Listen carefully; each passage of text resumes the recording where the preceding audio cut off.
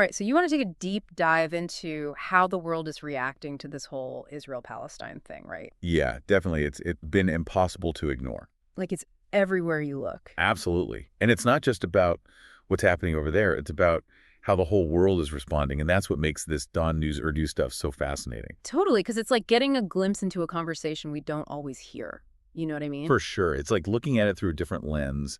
And I think that's super valuable. So first up, picture this. It's the 1-year anniversary of this recent escalation, Yeah. and cities around the world are just erupting in protests. We're not just talking a few hundred people here and there either. Right. It's massive. Huge. I mean, we're talking Washington, D.C., Rome, London, Paris, Sydney, even Jakarta. It's everywhere. Yeah, it's really incredible when you think about the sheer geographic reach of these demonstrations. It's not just a regional issue anymore. It's clearly captured global attention.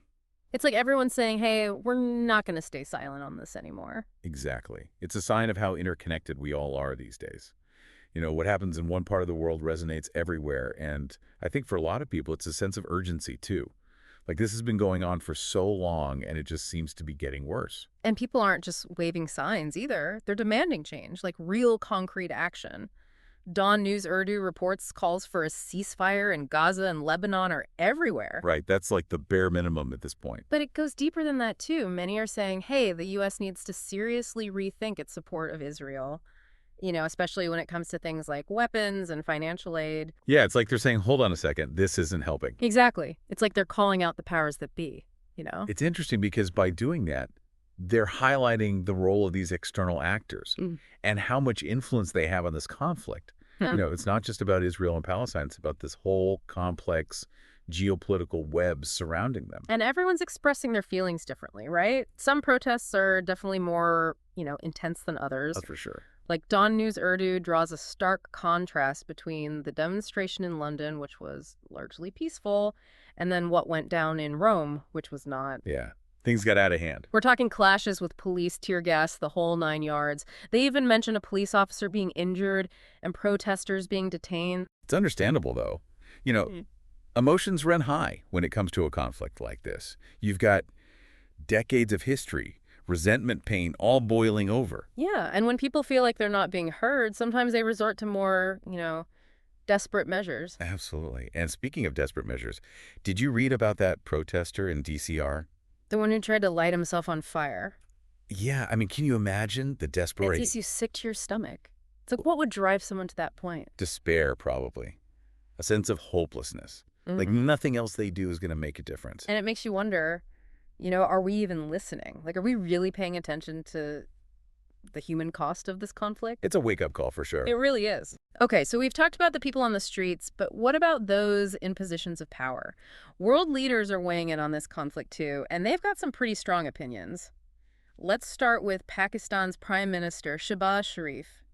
He came out swinging. Yeah, he did. He basically pledged Pakistan's unwavering support for Palestine. Yeah. Said they were committed to providing moral, diplomatic, and political backing. So it's not just talk. It's like he's putting his money where his mouth is. Right, and I think that's what makes it so interesting. He's not just speaking for himself. He's representing Pakistan's official stance on this. And he didn't stop there either. He went on to criticize Israel's actions and called for an independent Palestinian state with Jerusalem as its capital. Yeah, it's a whole other can of worms. Seriously, talk about a powder keg. But here's where it gets even more interesting. Sharif is calling for an all-party conference in Pakistan to specifically address this crisis. Wow, so he's bringing everyone to the table. Exactly. All factions of Pakistani politics, which suggests to me that he's looking for a united front on the international stage. Strength in numbers. It's a power move, for sure. But will it lead to any real action? Or is it more about optics? That's the million-dollar question, isn't it? Only time will tell. I guess we'll have to wait and see. It's like he's saying this isn't just about words anymore. We're taking action, and we're calling on others to do the same. Right. It's a bold move, for sure. And speaking of bold moves, we got to talk about Iran specifically, the sermon that Ayatollah Khamenei delivered. Yeah, this wasn't exactly a message of peace and love. Not even close. He straight up said that Iran's recent missile strikes on Israel, those were justified. Wow. And he even hinted at more to come. So, yeah. Not exactly what you call a calming influence. Talk about adding fuel to the fire. So is he essentially saying, don't test us, or is there more to it? Well, it's definitely a warning shot. But he goes even further than that. He's calling for all Muslim nations to band together to form what he calls a defensive line to protect the Muslim world. So he's framing this as a religious conflict then, like a clash of civilizations almost. What do you make of that?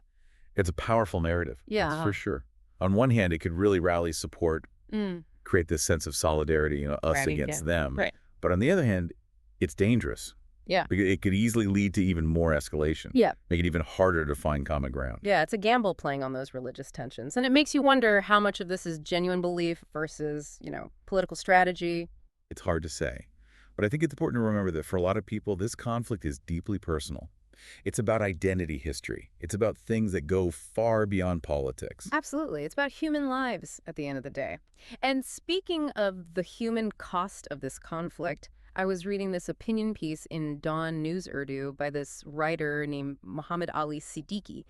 And let me tell you, this guy does not pull any punches. Oh yeah, I've read Siddiqui's work. Hmm. He's known for his strong opinions. He doesn't shy away from controversy. He gets straight to the point. He basically says that Israel prioritizes its own security above everything else, including international law, and this is the hard part, the lives of civilians. Yeah, he's not afraid to make those kinds of accusations. Mm. Whether you agree with him or not, you got to admire his conviction. And he backs it up with some pretty hard-hitting evidence. Like, he cites UN reports detailing the destruction in Gaza schools, hospitals, homes, even places of worship reduced to rubble.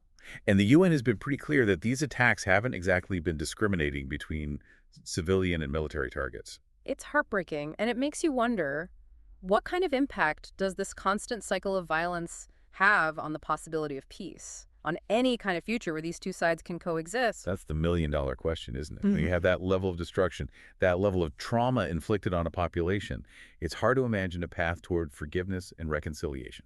It's like trying to rebuild a house on a foundation that's constantly being shaken. And Siddiqui doesn't stop there. Mm. He goes on to ask this really thought-provoking question, and it's been bugging me ever since I read it. He asks, and I'm paraphrasing here, why is Israel allowing its actions in Gaza to be broadcast on TV? It's like he's saying they want the world to see it, and that's kind of a chilling thought. Yeah, it's definitely a question that makes you stop and think, is it a show of force? A warning? Yeah. Or is there something else going on here? I don't know. It really makes you think about the role of the media in all of this. Totally. Because on the one hand, you could say it's about transparency, right? Showing the world what's happening on the ground. But Siddiqui seems to be saying it's more calculated than that. Right, like it's a deliberate strategy. Exactly. Which is a disturbing thought. It really is. So what do you think? Is he right? I mean, it's hard to say for sure. Siddiqui's a smart guy, but he's known for being provocative, pushing buttons. And this question definitely falls into that category. Sure. But I do think it's a question worth asking. What does it say about the nature of modern warfare when we have this stuff playing out on our TV screens every night? Right. It's like we're almost desensitized to it. Exactly. Mhm. We see these images of destruction, and it's easy to forget that those are real people's lives, real families, real communities being torn apart. It's easy to get caught up in the politics of it all and forget about the human cost. And that's what makes Siddiqui's work so important. He's forcing us to confront that reality, to remember that this conflict has a human face. It does. And I think that's something we should all keep in mind as we try to make sense of this whole thing. Absolutely. Because at the end of the day, that's what really matters. Well said.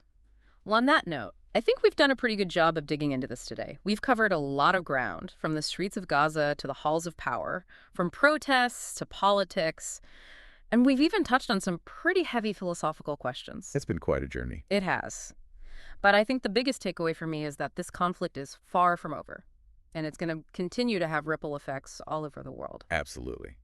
And it's up to all of us to stay informed, to stay engaged, and to keep asking those tough questions. Couldn't agree more. So, to everyone listening out there, don't let this be the end of the conversation. Keep learning, keep talking, and keep fighting for a better world. Here.